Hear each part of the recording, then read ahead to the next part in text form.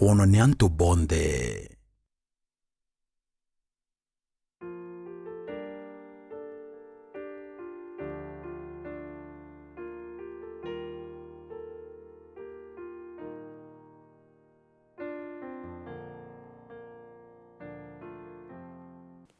Good evening. How are you? I hope and believe that you're blessed of God. I too am blessed of God, and I thank God for this great opportunity. Welcome to this broadcast, and let us start with a word of prayer.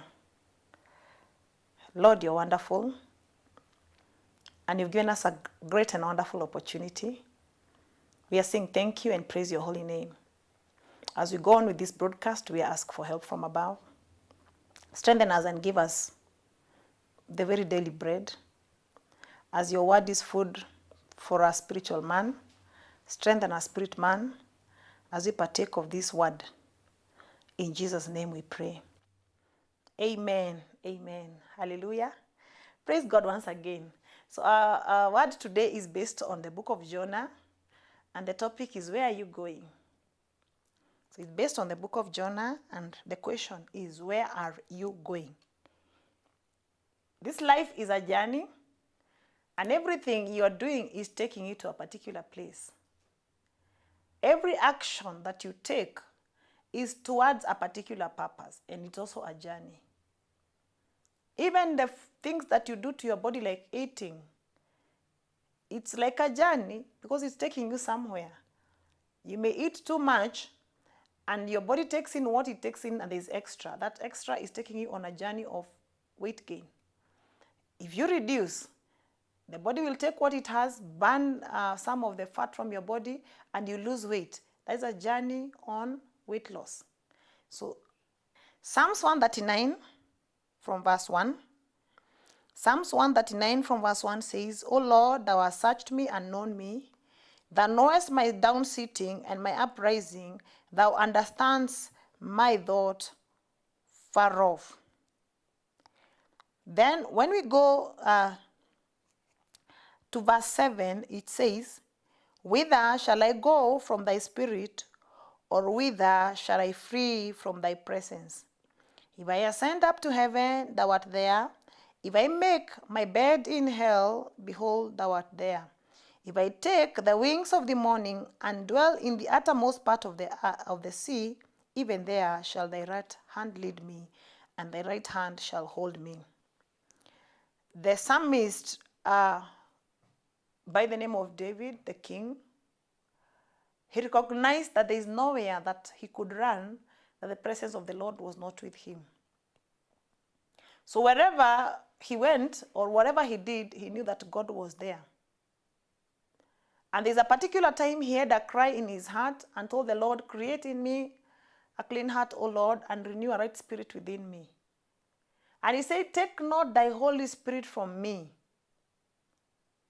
David recognized that the Lord can be everywhere, but not in you, and not acting and giving you the benefits of walking with the Holy Spirit. And so he said, do not take your Holy Spirit from me. So as I'm asking you where you're going, think about your destiny, your life purpose, and the very little steps you're taking towards that life purpose. The very little steps you're taking towards that which you believe God wants you to do. And you're going to look in the book of Jonah on someone who decided to journey his own way. And we ask ourselves, where are you going? So let's look at the book of Jonah. Jonah chapter 1, verse 1 to 3. Now the word of the Lord came unto Jonah, son of Amittai, saying, Arise. The word of the Lord came upon Jonah and gave him a command to arise, or gave him a message to arise. Every moment you wake up in the morning, you wake up because the Lord is the one who has given you that new day. And as you wake up, you are arising, and there's somewhere that you're going. So I'd like to ask you to ask yourself, when you woke up this morning, whose voice did you hear?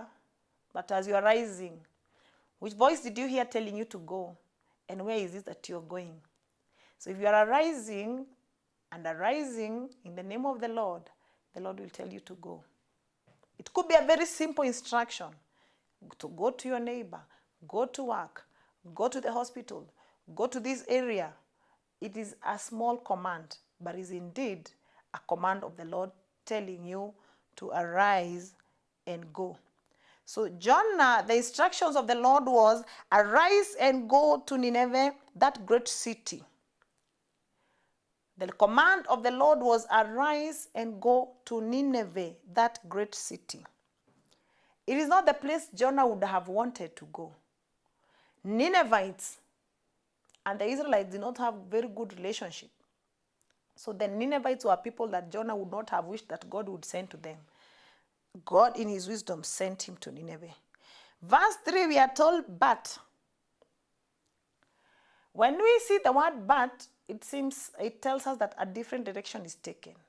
So instead of, we can say instead of. So God says, arise and go to Nineveh. And instead of that, Jonah decides otherwise. So what happens? But Jonah rose up. Hallelujah. The rising up is still there. It's the Lord that helps us to rise up. So in the same case here, God has helped Jonah to arise. And Jonah rose. After he rose, we are told he rose up to flee unto Tarshish from the presence of the Lord and went down to Joppa and found a ship going to Tarshish. So he paid the fare thereof and went down into it to go with them unto Tarshish from the presence of the Lord. The application of this word today in our lives, or what we are learning from that, number one is that Jonah went. I believe there is an implication of his going, because he's saying going down. Geographically, maybe according to altitude, it looked going down. So he's saying he went down to Joppa. And then even when he got the ship, the entering of the ship was going down. So I get a significance here that when you are going away from what God has sent you, you will go down, not just once, you'll go down even twice. So it's a going down and down. And I can even say down and down and down and down. So Jonah went down, down, down. He went from the presence of God. He went from the presence of God. That when the Lord gave him command, he was with God. The presence of God was with him. But now when he decided to go elsewhere, he went from the presence of God. This reminds me of Moses. That when the Lord told Moses, you and these stiff-necked people, I'll give an angel to go with you, but I will not go with you. Moses cried and told God, unless your presence goes with us, we shall not leave from this place. Here we are seeing a different scenario of someone who doesn't have that insight, and instead of crying for the presence of God, he decides to go and take a different route apart from what God had sent him to go. So he is going from the presence of the Lord, and we are told that he went down, down, and down. And so in verse 4, but the Lord sent out a great wind unto the sea, and there was a mighty tempest in the sea, so that the ship was like to be broken. Then the mariners were afraid and cried every man unto his God, and cast forth the wares that were in the ship into the sea, to lighten it of them. But Jonah was gone down into the sides of the ship. He lay and was fast asleep. I mentioned about going down. He goes down into Joppa. The entering of the ship, he's also going down. And even when he's the ship, he still even goes down further. So there is still a further going down into the ship. So the Lord sent a great wind into the sea. The entire heavens and earth are the creation of God. And the mountains and the sea, they obey the voice of the Lord. So here the Lord commands the sea. and the sea sent great wind. There is a mighty a tempest. We are told in the sea there was mighty tempest, and there was trouble in the sea because there is one man who has disobeyed God. There is one man who has decided to do what God has not commanded him to do. We are told that the mariners were afraid, and they cried unto his God, every man unto his God. So the mariners did not know the true God of Israel. They didn't know Jehovah Lord. So everyone had his own God, and they cried unto God, their own gods, idol gods. When they are crying to this God, they were not getting an answer. So they thought of the best way is to lighten their ship. And so they threw. They threw what they had. They threw their, to make it their wares. I believe they were merchandise. They were business people, maybe going to sell their merchandise. But here we are being told they threw their wares. And so the shipmaster comes to Jonah. Jonah is fast asleep down the decks there. The shipmaster comes to him and says, "What meanest thou, sleeper?" He's now a sleeper. In times of trouble, all around him there is trouble, but he's asleep. I'm trying to think of the kind of man who sleeps where there's a storm. Everybody's crying and screaming all around them, but they can afford sleep. So he sleeps. Was his sleep shutting down his ears to the cries? Was his sleep not really an internal sleep, but an external sleep of hiding? Was his sleep a significance of a spiritual death and someone is not sensitive and cannot hear? As we ponder on that, Jonah is asleep. As he's asleep, he's asked, "Arise and call upon thy God. If so be that God will think upon us and we perish not."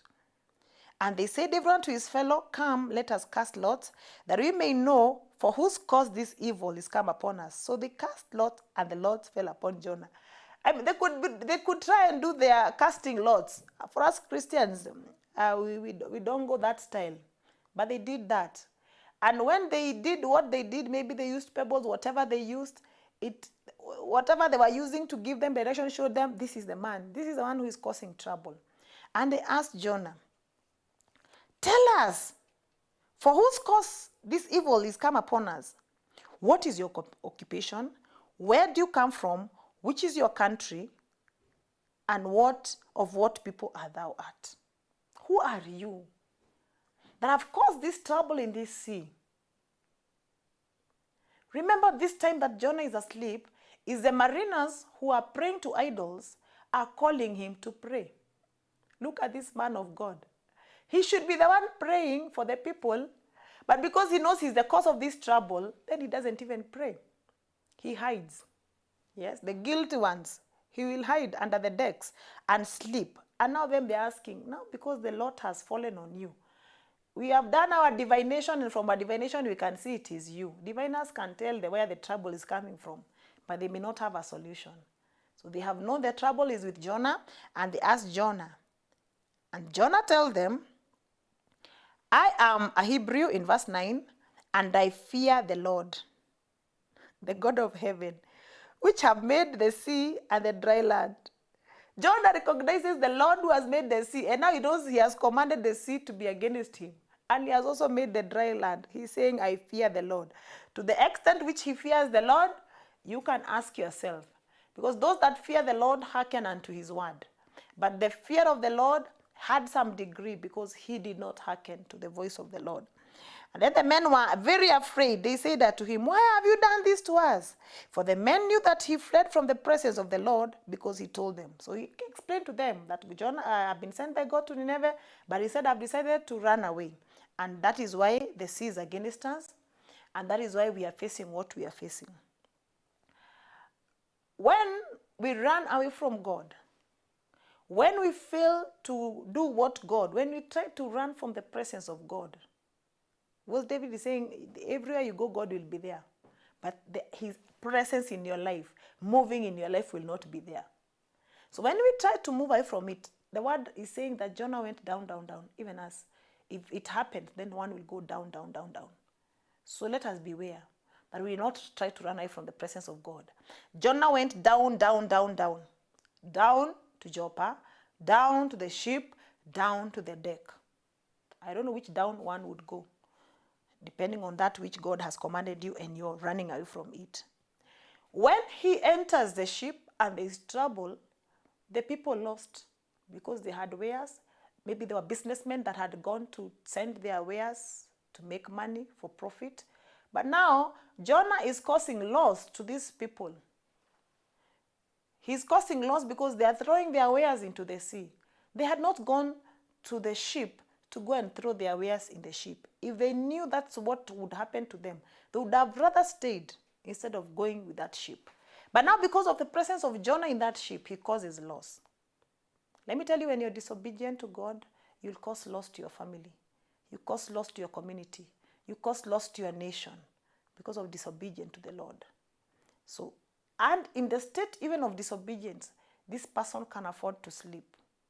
You find someone like they look like they're relaxing and they're doing well. They are not. In their heart, they know the truth. Only God knows the heart of man.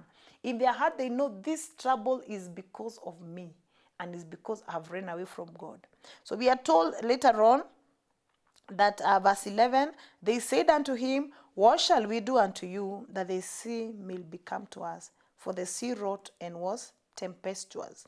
He said unto them, take me up, take me up. He had gone down, down, down, down. A man who had gone down, down, down, down now needs them very men to take him up. So he said, take me up and cast me into the sea. Take me up, cast me in the sea, so that the sea shall become unto you. For I know that for my sake this great tempest is upon you. Nevertheless, the men rowed hard to bring it to the land, but they could not, for the sea wrought and was tempestuous until against them. And therefore they cried unto the Lord and said, we beseech thee, O Lord, we beseech thee, let us not perish for this man's life. And they lay not upon innocent blood, and lay not upon us innocent blood. For thou, O Lord, hast done as it pleased unto thee. So they took Jonah and cast him forth into the sea, and the sea ceased from her raging. We are told, then the men feared the Lord exceedingly. The Lord is the one who is in control. The Lord is commanding the sea, and the sea rages. And once Jonah tells them the truth, the messenger of God, God's message will still be preached. I know Paul said that some preach out of envy, some preach, with their desires, but the word is preached. So Jonah here, the preaching that Jonah preached this day was not a preaching because he was very obedient to God. Was a preaching because he has been found in a situation. And still in him, the seed of God is still in him. And so he can tell them that I fear the Lord. And he's saying, now for you to have peace in this sea, throw me into the sea. These people did really not, they did not want to throw Jonah into the sea. They knew there were animals there. There was a fish that could swallow. There were sharks. And so they did not. So even for them, even to throw Jonah into the sea, they are even crying out to God. They are saying, God, we beseech you that let us not perish for this man's life. Do not lay upon us this innocent blood, for thou, O Lord, hast done as it pleased you. So they were feeling even throwing Jonah, they would have wished not to. But because they have been they have been pushed to the corner, they throw Jonah into the sea. And when Jonah is thrown to the sea becomes calm. Because right now, as Jonah is thrown to the sea, he has started aligning back. And God will cause the sea and all it takes to align back to what he had called him to be. What he had called him, where he had sent him. And this will apply to all of us in our lives. That the moment we rise up and go against the will of God, the nature will act against us. The waters will be sent to fight against us. The wind will be sent to fight against us. Even the earth. The word of God says the earth will be like, it will be so hard, like iron. The skies above you will be like brass, hard, when we are not in the will of God. And then situations will cause men to take you up. meant to abandon you, meant to like leave you, and cast. Casting is not a good word. Cast is like being thrown away. Cast is like being despised. Cast is being like, we don't want you. You're throwing it away. So a man who had been sent of God, who was supposed to take the message of God, now is being cast by people who don't know God. Is cast by idol worshippers, because they were worshipping idols before they now knew the God of Jonah. So you might find in your situation, if you have disobeyed God, there are people who should not be in your life trampling with your life. They are there casting you into the sea, casting situations. So if you find yourself in a situation, ask God, is it disobedient? What is that you've told me to do that I've not done? And you know, when he was drawn into the sea became calm. There's calmness when we start following the path of God. Because once he's in the path of God, he likes it or not, God teaches him a lesson. So our topic is still where you're going, and our main emphasis is showing us if we take the wrong path, the Lord will still work out his plans through us, but we suffer. If you go down to verse 17, we are told, now the Lord had prepared a great fish to swallow up Jonah. So by the time they are throwing, the Lord had already prepared. God is waiting. This man will still go. Nineveh, he will still go. And so the Lord himself is the one who has prepared this fish. The fish swallowing Jonah, in an earthly sense, in a natural sense, would be like, this is the end of Jonah. But we are told now the Lord had prepared a great fish to swallow up Jonah, and Jonah was in the belly of the fish 3 days and 3 nights. When I look at this fish that God had prepared to swallow Jonah, and Jonah had not intended even to fast. I believe also God also planned a fast for Jonah. So God decided that, Jonah, I'm going to give you a 3 days fast. And in those 3 days, you will also repent. So it was also a time for repentance for Jonah. In chapter 2, verse 1, then Jonah prayed unto the Lord his God out of the fish belly and said,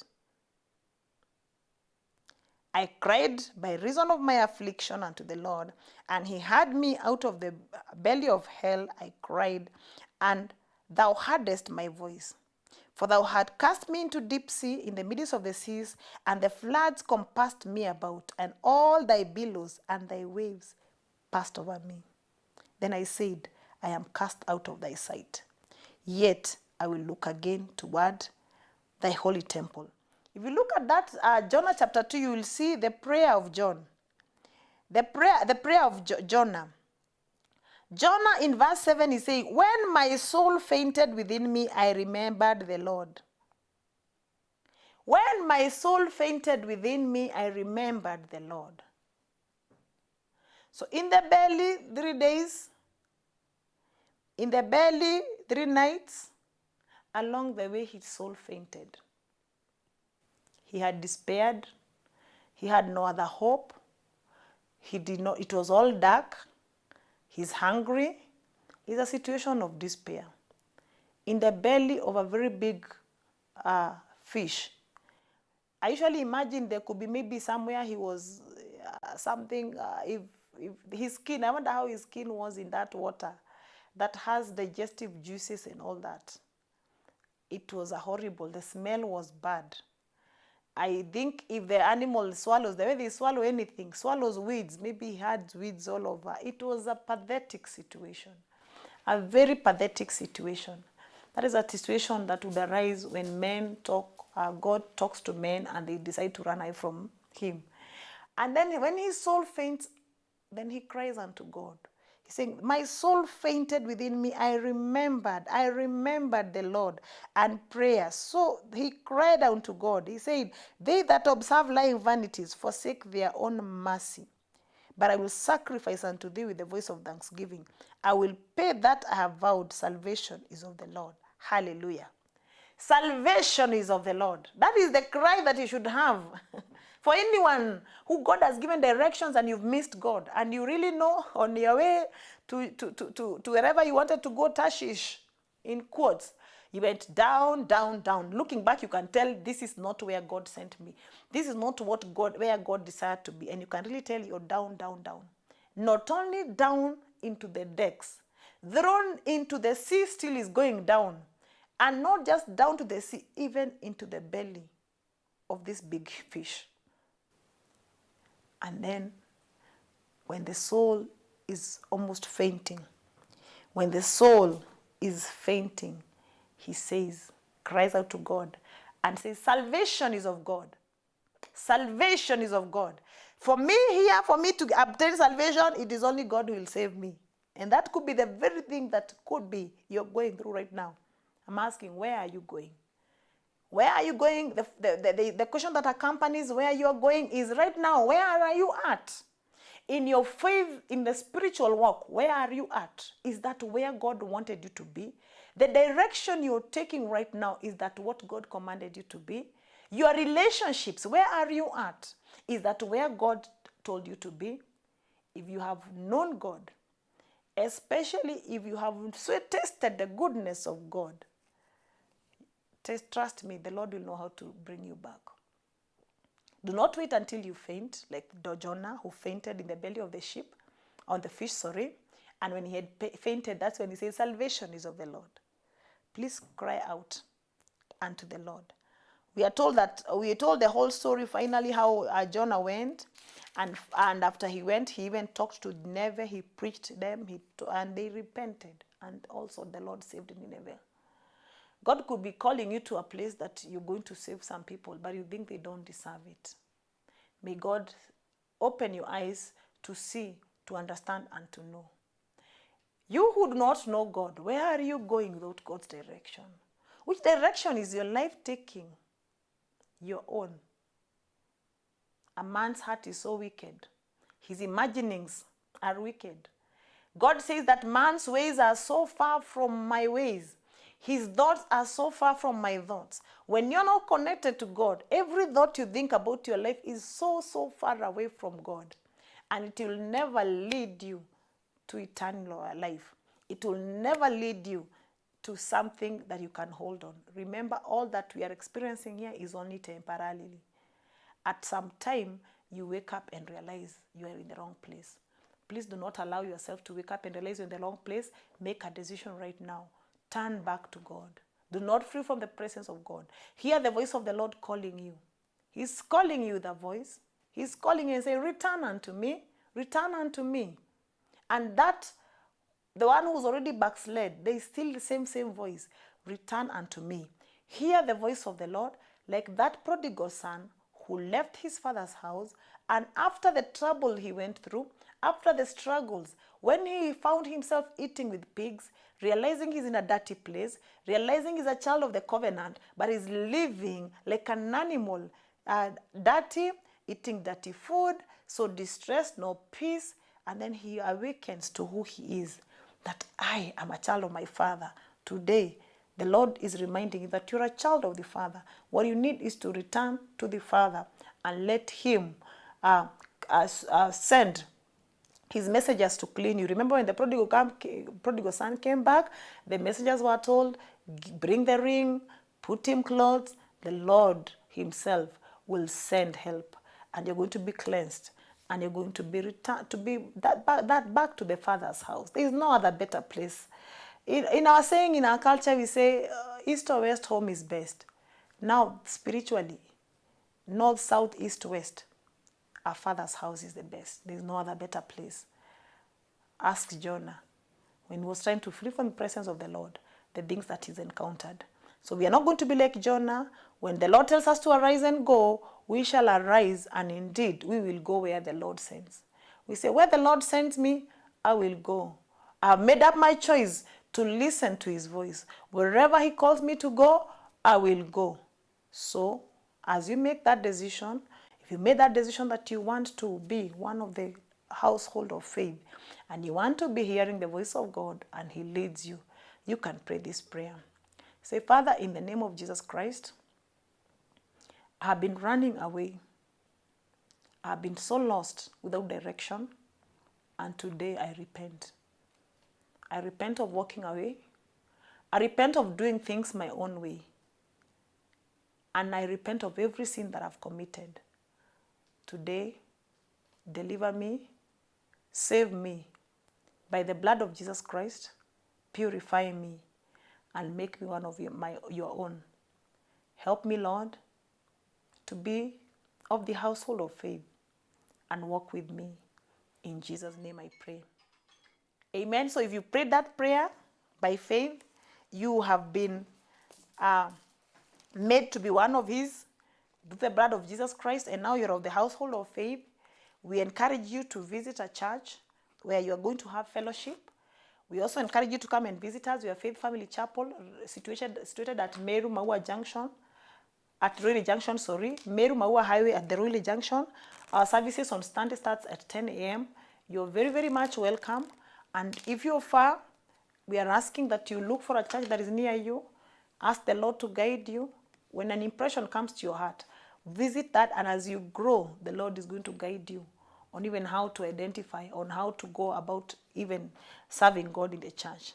So God bless you. It's been good talking to you, and with this word, be settled in your heart that you are going where the Lord is leading. You are going where the Lord is leading. The question is, why are you going? Then the answer will be, I'm going where the Lord leads me. Hallelujah. He leads you because you're a sheep that hears his voice.